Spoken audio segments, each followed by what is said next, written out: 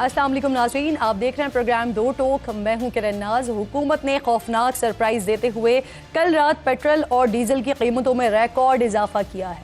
Petrol की कीमत में 137 रुपये से ज़ायद इजाफा करते हुए नई कीमत 458 रुपये 41 पैसे फ़ी लीटर, जबकि डीजल की फ़ी लीटर कीमत 184 रुपये 49 पैसे इजाफे के साथ 520 रुपये 35 पैसे तक जा पहुँची है।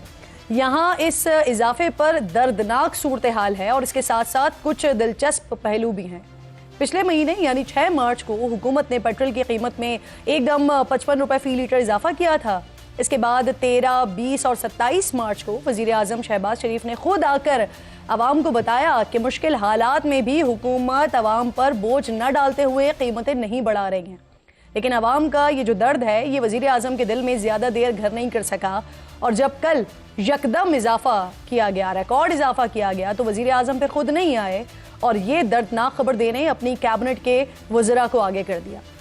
दूसरा जो दिलचस्प पहलू है वो ये है कि पिछले हफ्ते ही वज़ीर ख़ारजा इसहाक डार ने अवाम को खुशखबरी सुनाई थी कि ईरान ने पाकिस्तान के 20 जहाज़ों को आबनाए हुर्मुज़ से गुजरने की इजाज़त दे दी है, जिसके बाद 2 जहाज़ रोज़ाना वहाँ से गुजरेंगे, जिनमें से 2 जहाज़ पाकिस्तान पहुँच भी गए थे।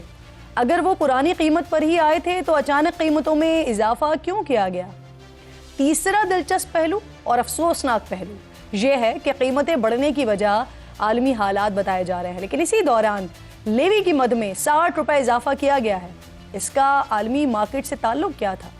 अब जब पेट्रोल और डीजल की कीमतें आसमान पर पहुंच गई हैं तो फिर जो ज़मीन पर चलने वाली पब्लिक ट्रांसपोर्ट्स हैं इन्होंने भी रातों रात किराए हवाई सफ़र के बराबर कर दिए हैं। अवाम की तरफ से तनकीद और गुस्से का इजहार इसके पेश नज़र इस्लामाबाद और पंजाब में पब्लिक ट्रांसपोर्ट फ्री, किसानों और मजदूरों के लिए खुसूसी पैकेजेस, जबकि सिंध में मोटरसाइकिल सवारों के लिए 2000 रुपये सब्सिडी देने का ऐलान किया गया। यानी एक तरफ से सब्सिडी ख़त्म करके दूसरी तरफ सब्सिडी देने का ऐलान हुआ है। पेट्रोल की कीमतों में इजाफे को मुस्तरद करते हुए जमात इस्लामी ने आज से ही एहतजाजी तहरीक शुरू करने का ऐलान किया है। तहरीक इंसाफ ने पेट्रोलियम मसनूआत की कीमतों में हम ख्याल सियासी जमातों के साथ ये जो इजाफा है इस पर ऑल पार्टीज़ कॉन्फ्रेंस बुलाने का फैसला किया है। ख़तरनाक बात यह है कि बात सिर्फ पेट्रोल की कीमतों में इजाफे पर ही ख़त्म तो नहीं हो रही है। अब से कुछ घंटे पहले वफाकी वज़ीर बराए तवानाई उवैस लगारी ने आने वाले दिनों में बिजली महंगी होने का इम्कान भी जाहिर कर दिया है। एक्स पर पोस्ट में उवैस लगारी ने लिखा कि तवानाई का बहरान न सिर्फ तेल बल्कि गैस और फर्नेस ऑयल पर भी असरअंदाज होता है, जिसकी वजह से बिजली की कीमतों के ऊपर भी इसका असर पड़ सकता है। वज़ीर तवानाई ने मज़ीद कहा कि इसी खदशे के पेश नज़र हुकूमत मार्केट्स के वक्त में तब्दीली और बचत के दीगर इक़दामात पर सूबों से मुशावरत कर रही है। मज़ीद कौन से झटके हैं जो आवाम को दिए जाएंगे? मरकज़ में तो ज़लज़ले के झटके महसूस किए गए हैं अब से कुछ देर पहले तक। मुझे इस पर डिस्कशन के लिए डॉक्टर मिफ्ता इस्माइल साहब, साबिक वफाकी वज़ीर ख़जाना हैं, मेरे इंतहाई मोअज़्ज़ज़ मेहमान हैं, सेक्रेटरी जनरल हैं आवाम पाकिस्तान पार्टी के। बहुत शुक्रगुज़ार हूँ मिफ्ता साहब आपके वक्त की। सबसे पहले तो ज़रा ये लेवी के हवाले से हम बात कर लेते हैं ना। हुकूमत ने इजाफा किया 137 और डीजल 184 रुपये फ़ी लीटर का इजाफा, इस पर जो लेवी बनती है वो 160 रुपये हो गई है। तो हुकूमत ये कह रही है कि ये सब कुछ जो हुआ है ये आलमी जो इस वक्त सिचुएशन है उसकी वजह से हुआ है। लेवी का ताल्लुक आलमी जो इस वक्त जंगी सूरत हाल है इससे कैसे हो गया? ये बिल्कुल ऐसे ही है जैसे हुकूमत हमें बता रही है। लेवी का क्या ताल्लुक है आलमी सूरत हाल से? इसका तो मुझे कोई अंदाजा नहीं है, कोई ताल्लुक नहीं है उसका। लेवी तो एक हुकूमत का टैक्स है। हुकूमत ने आज 160 रुपए की मद में पेट्रोल पर टैक्स रखा है, 24 रुपए वो कस्टम ड्यूटी का लेते हैं और 2.5 रुपये वो क्लाइमेट चेंज लेवी का लेते हैं। तो 187 रुपये हुकूमत टैक्स लेती है आपके ऊपर, आपसे पेट्रोल पे जो आप 450 रुपये का पेट्रोल लेते हैं, 464 रुपये का। इसका मतलब ये है कि हर लीटर पे आप 187 रुपये या 40% हुकूमत को, कीमत का 40% हुकूमत को जा रहा है। तो इसका कोई ताल्लुक नहीं है। अमूमन आप ये सोचेंगे कि अगर एक चीज़ इतनी महंगी हो गई है और थोड़ी सी रिलीफ देनी है हुकूमत को तो हुकूमत थोड़ा सा टैक्स कम कर देगी। इन्होंने जाहिर है कि बढ़ा दिया टैक्स। तो ये और पिछले हफ्ते और आपने जानती है कि मार्च में 2 मरतबा इन पाकिस्तानी कौम को मौका मिला है अपने लीडर शहबाज शरीफ साहब की तकारीर सुनने का, और पिछली तकरीर सुन के तो मुझे लग रहा था कि शहबाज साहब ने सारा बोझ खुद बर्दाश्त करेगी। उन्होंने कहा हुकूमत बर्दाश्त करेगी, ऑस्टेरिटी थी, हुकूमत अखराजात कम कर रही थी, اور انہوں نے کہا میں عوام پہ بوجھ نہیں ڈالوں گا. اس ہفتے پتہ نہیں کیا علی پرویز صاحب نے اور اورنگزیب صاحب نے جادو کیا شہباز شریف کے اوپر، یا زبردستی کر لی بیچارے کے ساتھ، کیونکہ شہباز صاحب تو قوم کے ساتھ کھڑے ہیں اور ہمارے دکھ و درد میں شامل ہیں اور پیسے بچا رہے ہیں، آسٹیرٹی کر رہے ہیں. لیکن پتہ نہیں علی پرویز نے کیا شہباز صاحب کو پٹی پڑھائی، شہباز صاحب مان گئے اور یہ 184 روپے پیٹرول میں ڈیزل میں بڑھا دیے اور 138 روپے پیٹرول میں بڑھا دیے. نہیں، یہ علی پرویز صاحب کی پٹی ہے یا پھر یہ آئی ایم ایف کے دباؤ کی وجہ سے ہے مفتیٰ صاحب؟ دیکھیں ایمانداری کی بات یہ ہے کہ فیصلہ شہباز شریف صاحب کا ہوتا ہے، اور یہ جو ٹیکس بڑھایا ہے انہوں نے، اس سے تو خیر پیٹرولیم منسٹری کا کوئی تعلق ہی نہیں ہے. جو آپ نے پیٹرول کے اوپر ٹیکس بڑھا دیا ہے، آپ نے 55 روپے ٹیکس بڑھایا، آپ نے آج 25 روپے آپ نے پہلے بڑھایا تھا، 7 مارچ کو 80 روپے اب تک آپ پیٹرول پہ بڑھا چکے ہیں. اور اس کا کیا جواز ہے؟ مطلب ایک طرف آپ کہہ رہے ہیں کہ ہم عوام، یا تو یہ نہ کہنا کہ ہم عوام کے دکھ و درد میں ان کے ساتھ کھڑے ہیں، یہ کہنا چھوڑ دیں تو پھر ٹھیک ہے. آپ نے کہا یار ہم کو پیسوں کی ضرورت ہے، ہم کو ٹیکس کی ضرورت ہے، ہم کو جہاز خریدنے ہیں ہمارے بچوں کے لیے، بھتیجوں کے لیے، بھتیجوں کے لیے. مفتیٰ صاحب مجھے ایک چیز کلیئر کیجئے، کیا 160 روپے جو لیوی ہے وہ آئی ایم ایف نے کہا تھا؟ دیکھیے آئی ایم ایف آپ سے لیوی کے نمبرز میرے خیال سے ڈسکس نہیں کرتا ہے. آئی ایم ایف نے آپ کو سال کے شروع میں ٹارگٹ دیا تھا ایف پی آر کو کلیکشن کرنے کا ریونیو، اور لیوی کے اندر بھی. لیوی کے اندر تو ایکچولی آپ نے کراس کر دیا ہے، جو آئی ایم ایف سے وعدہ کیا تھا آپ نے اس سے زیادہ کر دیا. لیکن کیونکہ ایف پی آر 600 ارب روپے ٹیکس جمع کرنے میں پیچھے رہ گیا ہے، کیونکہ 600 ارب روپے اپنے ٹیکس ہدف سے پیچھے ہے، اس لیے ان کو وہاں سے پیسے جمع کرنے ہیں. اور دوسرا یہ ہے کہ انہوں نے کچھ پیسے رکھے ہوتے ہیں کہ جو P S D B M کے جو خرچہ بڑھ رہا ہو تو وہاں پہ کم کر دیتے ہیں، وہ انہوں نے خرچے بھی زیادہ کر دیے ہیں تو کٹوتیاں بھی نہیں لگا پا رہے خرچوں میں. ٹھیک، تو یعنی آپ کی کیلکولیشن کے حساب سے اگر میں دیکھتی ہوں تو یہ اگر اس میں سے حکومت کے ٹیکسز اور لیویز نکال دیے جاتے ہیں تو یہ کوئی 272 کا ایکچوئل فگر بنتا ہے پیٹرول کی پرائس کا. 40% جو ہے وہ آپ ٹیکس دے رہی ہیں، 187 روپے آپ ٹیکس میں دے رہی ہیں 354 روپے کے ساتھ. تو جی بالکل صحیح ہے، 270 روپے بنے. جی تو یہ ٹیکسز کو کم نہ کرنا، فری ٹرانسپورٹ کر دینا، اس کو کس طرح سے دیکھتے ہیں آپ؟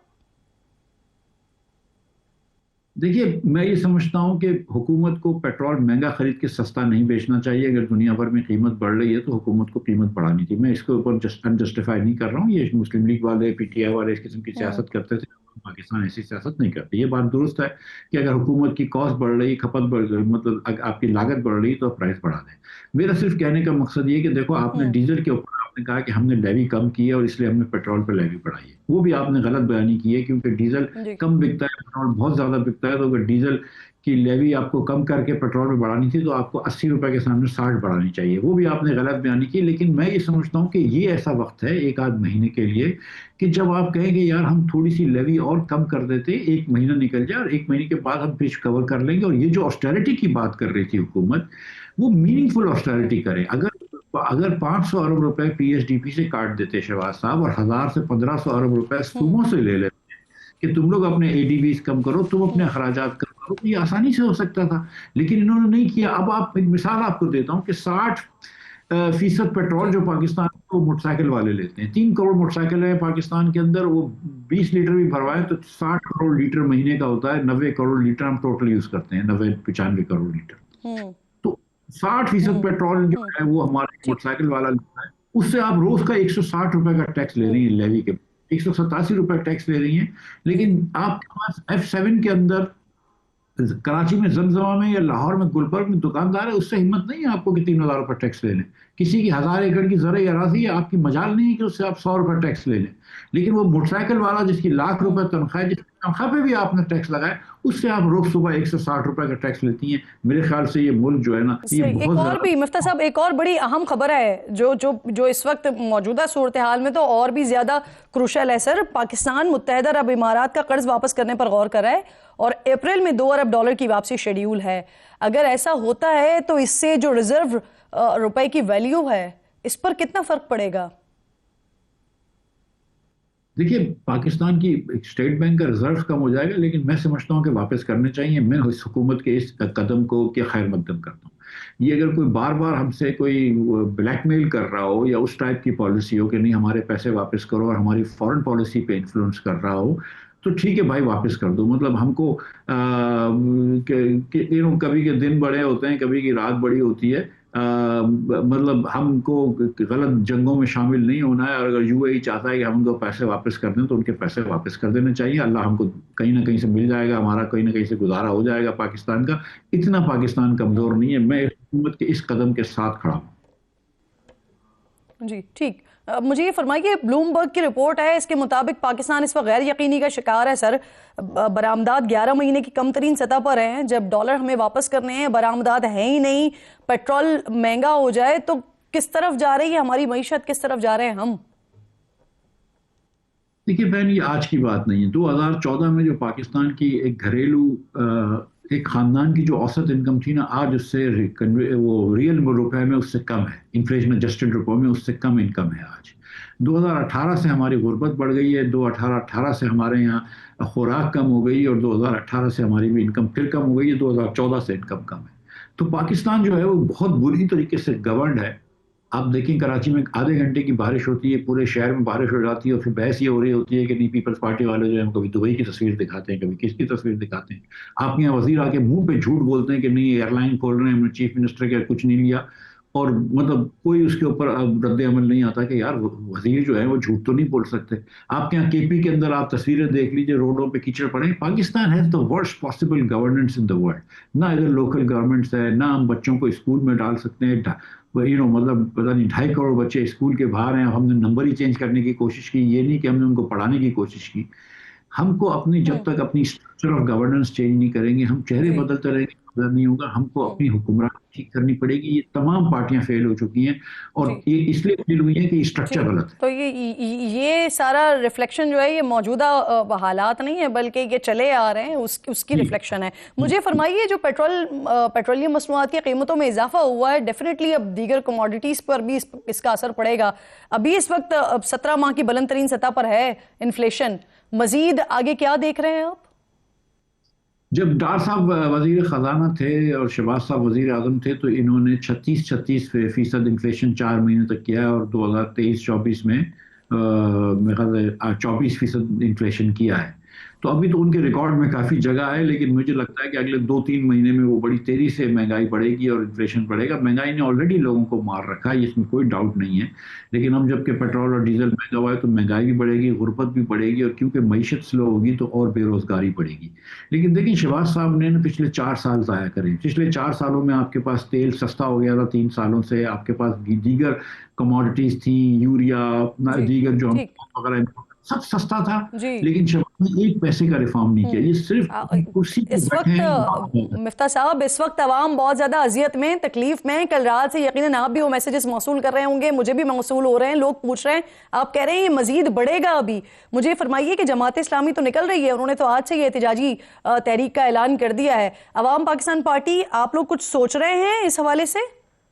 دیکھیے میں گزارش کرتا ہوں, کل شاہد عباسی صاحب انشاءاللہ 2 بجے دوپہر کو شاید پریس کانفرنس کریں گے. دیکھیں یہ ہم احتجاج والے لوگ نہیں ہیں, دھرنے والے لوگ نہیں ہیں, اور ہم یہ بھی سمجھتے ہیں کہ حکومت کی مجبوری تھی قیمت بڑھانے کی. لیکن ہم جس قسم کی ان کو کرٹیک کرتے ہیں, ہم کسی کو چور ڈاکو نہیں بول رہے. ہم یہ کہہ رہے ہیں کہ یار پالیسیز آپ کی غلط تھیں, آپ کو ڈی ریگولیٹ کر دینا چاہیے تھا. آپ کو پتہ ہے کہ ڈیزل بڑی تیزی سے مہنگا ہوا ہے, لیکن پاکستان میں جو ریفائنریاں بنا رہی ہیں ان کو کروڈ سستا مل رہا ہے, ان کو بہت نفع ہو رہا ہے. یہ غلطی آپ نے کی ہے. جب آپ نے 7 مارچ کو ریفائنریوں کو نفع بڑھا دیے, وہ بھی آپ نے غلطی کی تھی. اس وقت آپ کو ٹیکس لگانا تھا.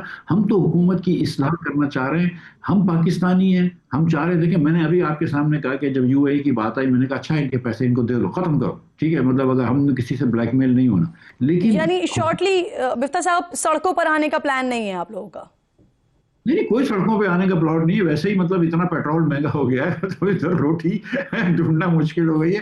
سڑکوں پہ آنے کا پلان. لیکن میں یہ سمجھتا ہوں کہ ملک میں جب ہی ترقی ہوگی جب شہباز صاحب وزیر اعظم نہیں ہوں گے. شہباز صاحب اور ملک معاشی ترقی ایک ساتھ نہیں دیکھ سکتے. ہم نے 4 سال میں دیکھ لیا ہے کہ شہباز صاحب ہر چیز کر سکتے ہیں, معاشی ترقی نہیں لا سکتے.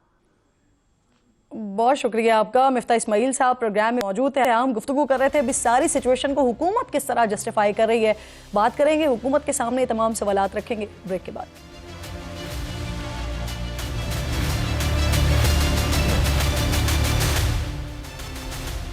پروگرام میں ایک بار پھر آپ کو خوش آمدید کہتی ہوں. پیٹرولیم مصنوعات میں جو ایک بڑا اضافہ کیا گیا ہے اس حوالے سے پروگرام میں بات ہو رہی ہے. بیرسٹر عقیل ملک صاحب وزیر مملکت برائے قانون و انصاف ہے, جوائن کر رہے ہیں مجھے. آپ کے وقت کی بہت شکر گزار ہوں.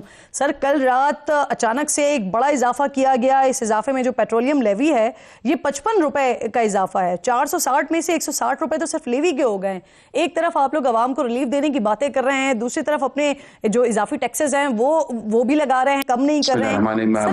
بہت بہت شکریہ ضروری تھا, روکا نہیں جا سکتا تھا. یہ بڑا ایک مشکل اور بڑا ہی ڈیفیکلٹ ڈیسیجن تھا جو وزیر اعظم پاکستان نے لیا. آپ کو یاد ہوگا, تھوڑا سا اس کا ہسٹوریکل بیک گراؤنڈ دیکھنے کی ضرورت ہے کہ 129 ارب کی سبسڈی دی, 3 ہفتے وہ بوجھ حکومت نے خود برداشت کیا, قیمتیں نہیں بڑھائیں. 2 دفعہ سمری ایک ایکسپونینشل انکریز کے ساتھ آئی تھی جو وزیر اعظم نے مسترد کی کہ عوام پہ کسی قسم کا بوجھ نہ ڈالا جائے. لیکن اب ناگزیر حالات اس طرح کے ہو گئے کہ وزیر اعظم اور ان کی تمام تر جو ٹیم ہے, اب ہم مجبور تھے اس تمام تر معاملے کے اوپر, اور عوام بھی یہ انڈرسٹینڈ کرتی ہے کہ یہ حکومت کی خواہش پہ نہیں ہوا, یہ تمام تر معاملہ خطے کی صورتحال کی پیش نظر ہوا ہے.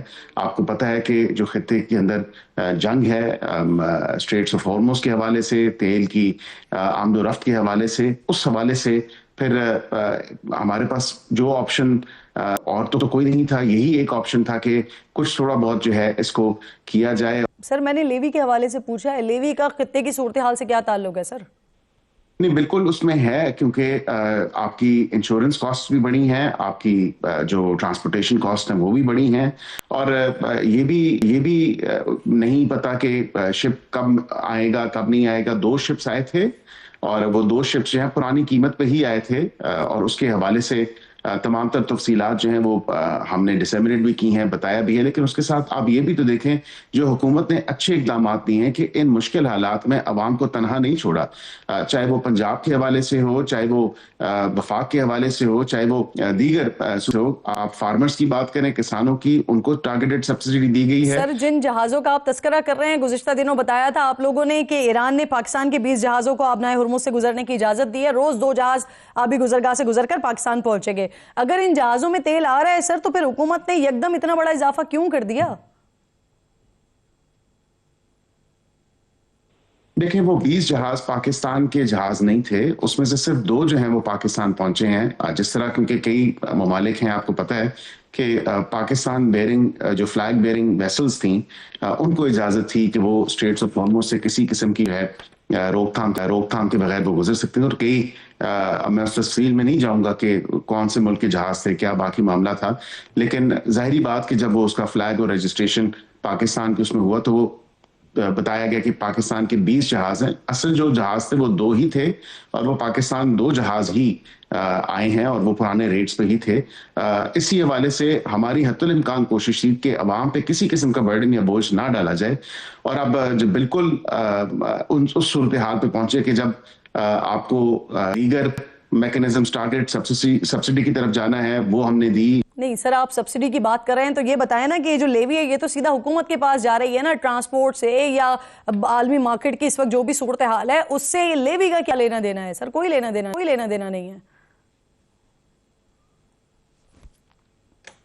دیکھیں, ہم نے لیوی کے حوالے سے ہی, اگر میں اسپیسیفکلی اگر آپ بات کریں تو کچھ IMF کی کنڈیشنز بھی ہیں جسے میں بالکل کوئی اس کو کہہ لیں کہ شوگر کوٹ نہیں کر سکتا, کیونکہ آپ ایک IMF کے پروگرام میں ہیں, اور اس حوالے سے ظاہری بات ہے کہ جو ٹارگیٹڈ سبسڈی ہے اسی پہ ہی بات ہوئی ہے IMF کے ساتھ کہ ٹارگیٹڈ سبسڈی ہی ہوگی. یہ نہیں ہو سکتا کہ اکراس دا بورڈ. اور اسی طرح پھر آپ کہیں گے کہ آپ سبسڈی کی بات کریں تو میں یہی گزارش کروں گا کہ موٹر سائیکل یوزر ہو, 2 ویلر ہو, چاہے وہ ہیوی ٹرانسپورٹیشن والے ہوں, اسی طرح ہم نے ان کی ڈویژنز کی ہیں, اور ان کو جو سہولت فراہم ہونی ہے ٹرانسپورٹیشن سیکٹر میں, چاہے وہ پبلک ٹرانسپورٹ ہو, چاہے وہ گوڈس کی ٹرانسپورٹیشن, تمام تر چیزیں جو ہیں ہم نے اسی حوالے سے ہی ڈیزائن کیا ہے. سبسڈی آپ نے دے دی ہے, لیکن اصل جو عوام کو ریلیف ملنا تھا وہ ٹیکسز کم کرنے سے ملنا تھا, جو آپ نے نہیں کیا. اس کا جواب دیجیے گا. مجھے ایک چھوٹا سا بریک لینا ہے, بریک کے بعد واپس آ رہے ہیں.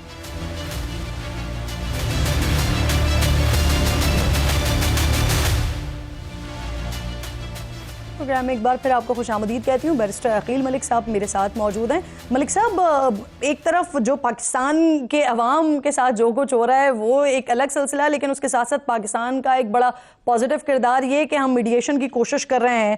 پچھلے دنوں مصر، سعودی عرب، ترک وزرائے خارجہ بھی اسلام آباد آئے، لیکن اس کے باوجود بھی کل رات پھر ڈونلڈ ٹرمپ صاحب نے جس طرح کی دھمکیاں دی ہیں، جس طرح کی انہوں نے بات کی ہے، تو یعنی مستقبل قریب میں تو جنگ رکنے کے آثار نہیں دکھ رہے. ایسی ہوتی ہیں جس کو آپ کو بڑا کاشیسلی جو ہے اپروچ کرنا پڑتا ہے، اور بیک اینڈ پہ جو چیزیں چل رہی ہیں، جو گراؤنڈ ورک پاکستان نے لے کیا along with ترکی، سعودی عربیہ، مصر اور چین بھی، اب ظاہری بات ہے اس تمام تر معاملے پہ ہماری تو کوشش ہے کل نہیں بلکہ آج یہ جنگ جو ہے وہ رکے اور یہ تمام تر معاملہ جو ہے خیر و عافیت سے اپنے پائے تکمیل تک پہنچے اور خوش اسلوبی سے معاملات حل ہو جائیں.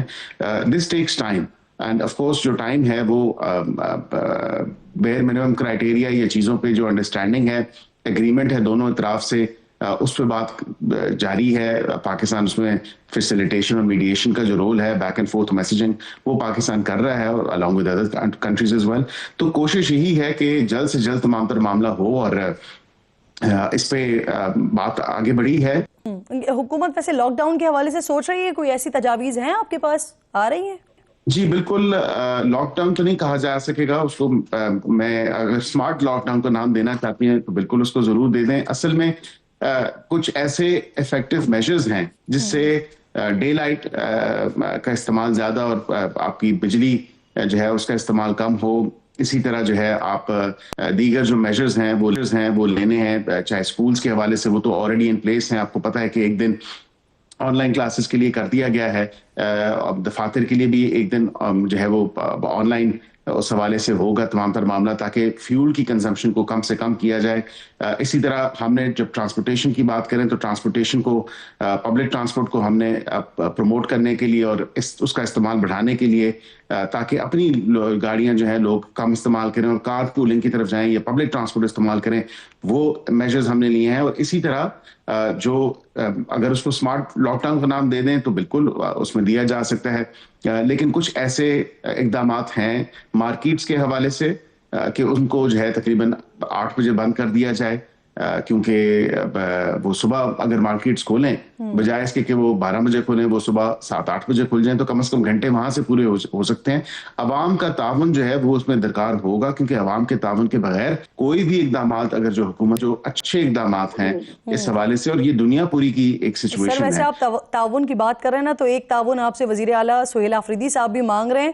9 اپریل کو وہ لیاقت باغ میں جلسہ کرنا چاہ رہے ہیں، اور اگر آپ انہیں روکیں گے تو جہاں وہ روکیں گے وہیں پر ہی جلسہ کریں گے، تو تعاون کریں گے؟ اجازت دیں گے آپ انہیں؟ دیکھیں میں سمجھتا ہوں یہ بے وقت کی راگنی اور بے وقت کا احتجاج جو ہے اس کی کوئی تک نہیں بنتی. اب حالات دنیا پوری کے کیسے ہیں، ملک کے اندر اگر دیکھیں اس حوالے سے تو اب ان کا رائٹ ہے، وہ بالکل کر سکتے ہیں، لیکن تھوڑا سا ایک بڑا ہیپ ہیزرڈلی ہی چیزوں کو انہوں نے اناؤنس کیا، اور انہوں نے پھر یہ بھی کہہ دیا کہ لیاقت باغ تو ہم بتا رہے ہیں جگہ، لیکن اگر نہ ہوا تو ہم ہو سکتا ہے وہ اٹک میں کر لیں، کیونکہ کے پی میں تو وہ ان کی اپنی حکومت ہے. دیکھیں کچھ میجرز آپ کو افیکٹولی دیکھنے کی ضرورت ہے کہ کیا واقعتاً اس وقت احتجاج جب قوم اتنی مشکل اور ناظر رہی ہے اس خطے کی صورتحال کے حوالے سے، تو کیا واقعی آپ اجازت دیں گے نہیں دیں گے؟ سر بالکل بلیک اینڈ وائٹ میں تو نہیں کہہ سکتا، لیکن اس سیکیورٹی رپورٹس اور انٹیلیجنس رپورٹس کی نظر میں دیکھا جائے گا. یعنی میں نہ ہی سمجھوں. سر مجھے یہ فرمائیے، پچھلے دنوں سر کچھ اہم سیاسی ملاقاتیں ہو رہی ہیں اسلام آباد میں، یہ 28ویں ترمیم کی منظوری کے لیے کوششیں ہو رہی ہیں، اور یہ ترمیم ایک تو کب تک آ جائے گی، اور کیا اس مرتبہ سر وہ ایم کیو ایم کا وہ جو 140A ہے اس کو بھی شامل کرنے کے حوالے سے پیپلز پارٹی سے بات ہوئی ہے؟ اس حوالے سے کوئی دیکھیں مختلف چیزوں پہ بات ہوئی ہے. میں ان میٹنگز کا حصہ تو نہیں تھا، پریوی تو نہیں ہوں، لیکن سیاسی لوگ، سیاسی جماعتیں، سیاسی لیڈرز آپس میں ملاقات کرتے رہتے ہیں. مولانا صاحب سے بالکل بلاول صاحب کی ملاقات ہوئی، پھر خواجہ صاحب کی بھی ہوئی. یہ ملاقاتیں اچھی بات ہے، ہونی چاہیے. 28ویں ترمیم کے حوالے سے جو بتایا یا جو پوچھا، میں یہ آپ کو ضرور کہہ سکتا ہوں کہ یہ ایک کانورسیشن 26ویں اور 27ویں کے بعد ہی شروع ہو چکی تھی، اور وہ کبھی سرموہی کا شکار رہی، کبھی آن اینڈ آف مختلف چیزوں پہ جو ہے بات چیت ہوتی رہی. सेंसस नहीं होगा किरण साहिबा तब तक किसी किस्म की तरमीम नहीं बहुत होगी। शुक्रिया मलिक साहब, प्रोग्राम में आप साथ मौजूद थे। एक छोटा सा ब्रेक लीजिए नाज़रीन। ब्रेक के बाद जब वापस आएंगे तो जंगी सूरत हाल और इस वक्त अमेरिका की तरफ से क्या मजीद गैर मामूली फैसले लिए जा रहे हैं, बात करते हैं।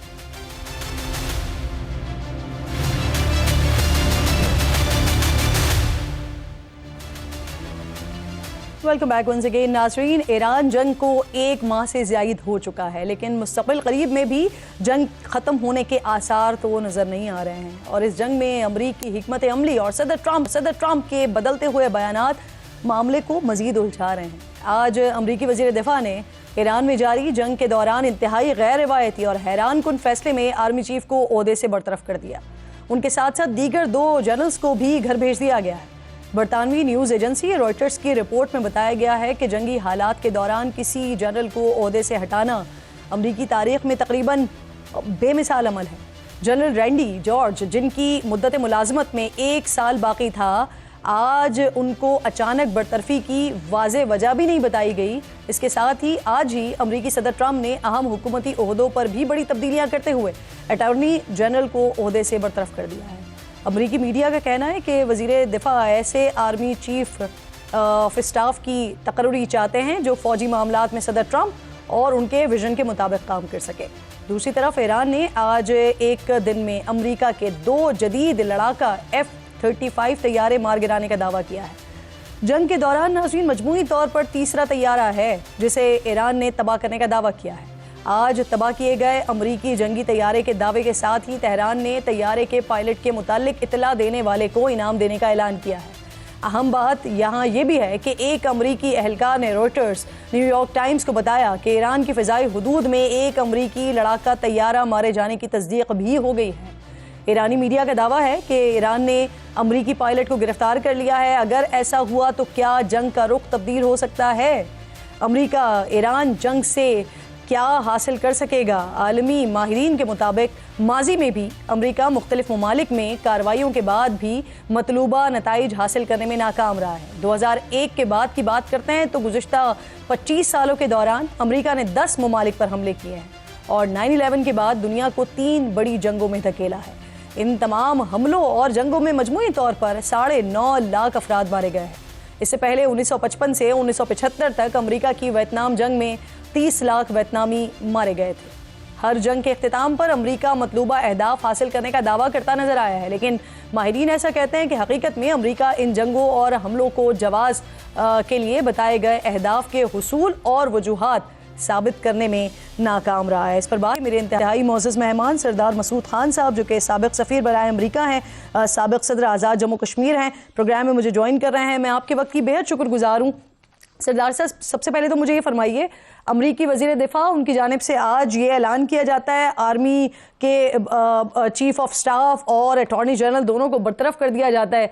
ये सर एक इंतहाई गैर मामूली किस्म की पेशरफ्त है ना? क्या इन तब्दीलियों की वजह जंगी सूरत हाल है सर? जंग के दौरान आमतौर पे कभी भी जो है फ़ौजी कमांडरों को नहीं हटाया जाता है। इसके प्रेसिडेंट तो ज़रूर मौजूद हैं। मिसाल के तौर पर आप अमेरिका की सिविल वॉर में जाएं तो इब्राहिम लिंकन के ज़माने में आमतौर पे वो अपने कमांडर्स को तब्दील कर लिया करते थे खाना जंगी के दौरान। लेकिन जो अभी माजी करीब की तारीख़ है उसमें ऐसा नहीं हुआ और कुछ न कुछ तसलसल बरकरार रखना पड़ता है। इसका ये मतलब ये है कि या तो ये जो जनरल थे इन्होंने कोई अपोजिट व्यू दिया, या ये जो है जंग के अहदाफ से मुत्तफ़िक नहीं थे, इसलिए सदर ट्रंप ने और वज़ीर जंग जो है उन्होंने फैसला किया कि इनको बरतरफ कर दिया जाए। अगरचे उन्होंने इस्तीफ़े दिए हैं लेकिन लोग ये कह रहे हैं कि उन्हें बरतरफ किया गया है। अटॉर्नी जनरल का मामला अलग से रह रहा था और वो जो है वो असल में उनके जो है अंदरूनी मामलात और एप्स्टीन फाइल से मुताल्लिक़ था।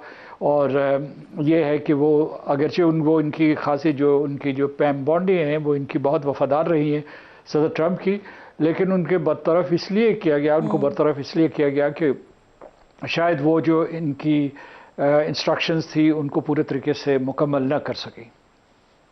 जी ٹھیک ہے. اب سردار صاحب یہ بھی فرمائیے سر، اگر مجموعی طور پر بات کرتے ہیں تو 3، اور اگر صرف آج کی بات کرتے ہیں تو 2 جنگی طیارے ایران تباہ کرنے کا دعویٰ کر رہا ہے. پھر واشنگٹن پوسٹ کی طرف سے بھی، واشنگٹن کے حکام کی طرف سے بھی اس بات کی تصدیق ہو رہی ہے.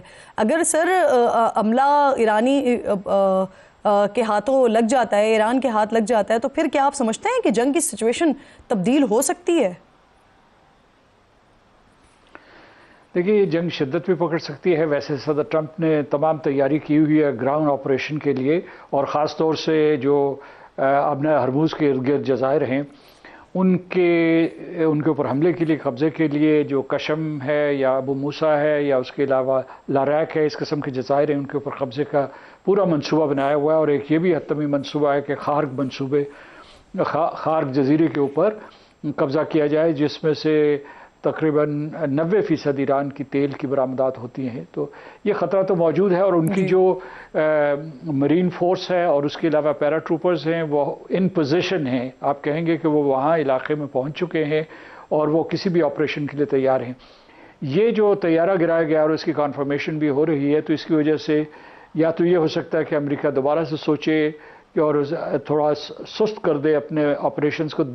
دوسرا زیادہ قوی امکان یہ ہے کہ وہ حملے کو تیز تر کر دیں، کیونکہ ویسے بھی صدر ٹرمپ نے یہ کہا ہوا ہے کہ یہ 2 یا 3 ہفتے تک اس جنگ کو جاری رکھیں گے. تو اس لیے یہ ہے کہ جنگ شدت اختیار کر رہی ہے. اصل میں جو ایران نے جس قسم کی مدافعت کی ہے، جس قسم کی استحکام کا مظاہرہ کیا ہے، وہ امریکہ کے لیے اور باقی جو سارے کے سارے لوگ جو ہے مشاہدین، ان کے لیے خلاف توقع ہے. صحیح. سر امریکہ کی ویسے تاریخ رہی ہے، ویتنام سے لے کر آپ افغانستان دیکھ لیں، ایران، عراق دیکھ لیں، شام دیکھ لیں، یمن دیکھ لیں، وہاں پر جنگیں شروع کی، لیکن اب جو ڈیٹا ہے، جو نمبرز ہیں، 9,40,000 لوگ جانوں سے چلے گئے اپنی، لیکن جو آبجیکٹیو امریکہ نے رکھے وہ نہیں حاصل کر پائے. اسی طرح سے اب اگر ایران کی بات کرتے ہیں، پچھلے 1 مہینے میں 2,000 سے زیادہ لوگوں کی جانیں چلی گئیں، لیکن آبجیکٹیو تو آج بھی وہیں کے وہیں ہیں.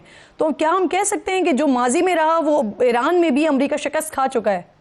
یہ آپ صحیح کہہ رہی ہیں، اور آپ نے گنوایا بھی، اپنے تعارف میں بھی گنوایا، اور ابھی بھی آپ نے اس کا ذکر کیا ہے کہ اب تک امریکہ نے جتنے آپریشنز کیے ہیں اس میں امریکہ کا سرمایہ بھی ضائع ہوا ہے، اور ان کی جانیں بھی، ان کی فوجیوں کی جانیں بھی ضائع ہوئی ہیں. اور اس کا احساس جو ہے پورے امریکہ میں اس وقت موجود ہے، شہریوں کی سطح پہ اور ڈیموکریٹس میں، ریپبلکنز میں.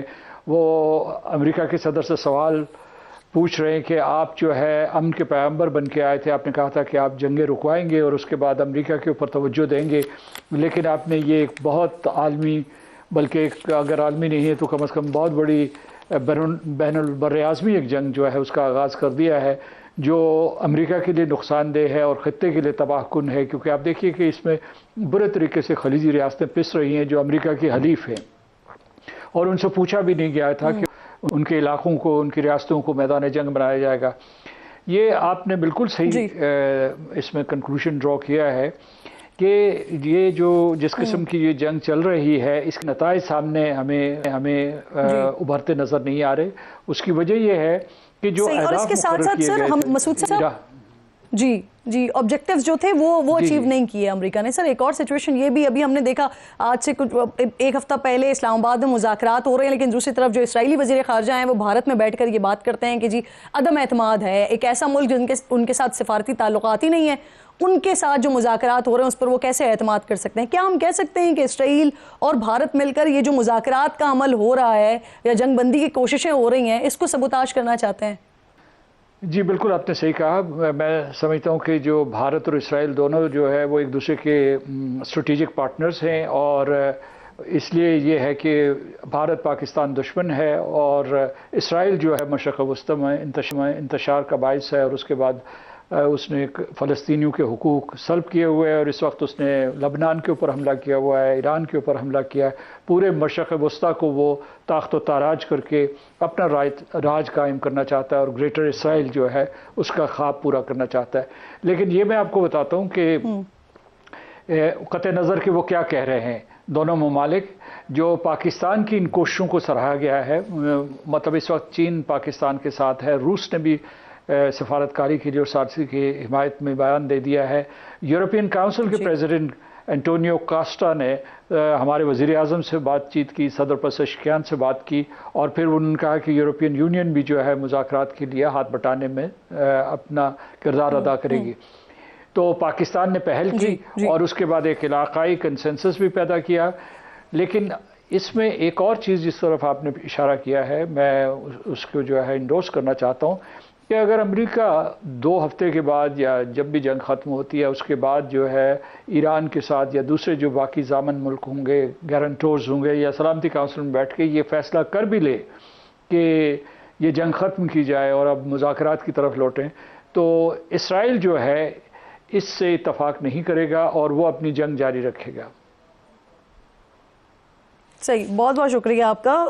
सरदार मसूद खान में साथ मौजूद थे, हम गुफ्तगू कर रहे थे, आप कह रहे थे कि अगर अमेरिका जंग बंदी कर भी देता है तो इसराइल अपने हमले इसी तरह से जारी रखेगा। वक्त देने का बेहद शुक्रिया। प्रोग्राम का वक्त भी ख़त्म हो गया। इंशाल्लाह नाज़रीन से मुलाकात होगी कल। अपने और अपने मुल्क का ख़ास ख्याल रखिए। फ़लस्तीन को, मकबूजा कश्मीर को अपनी दुआओं में याद रखिए। अल्लाह ने के पास।